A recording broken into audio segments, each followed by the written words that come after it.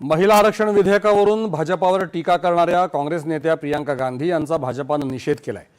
भाजपाचे नेते रविशंकर प्रसाद आणि स्मृती इराणी यांनी आज संयुक्त पत्रकार परिषद घेत काँग्रेसवर टीका केली। मतदारसंघांची पुनर्रचना केल्याशिवाय लोकसभा किंवा विधानसभेतील जागांची पुनर्रचना शक्य नाही, असं रविशंकर प्रसाद यांनी सांगितलं। जनगणनेची प्रक्रिया पूर्ण करण्यासाठी वेळ लागणार असल्याने 2011च्या जनगणनेच्या आधारावर मतदारसंघांची पुनर्रचना केली जाऊ शकते, असं त्यांनी सांगितलं। देशातल्या महिलांच्या अपेक्षा धुळीस मिळवल्याच्या स्मृती इराणी यांनी काँग्रेसवर आरोप केला। राष्ट्रीय लोकशाही आघाडी सरकारच्या काळात पहिला लिंगभाव अर्थसंकल्प आराखडा मांडला गेला, याकडे त्यांनी लक्ष वेधलं।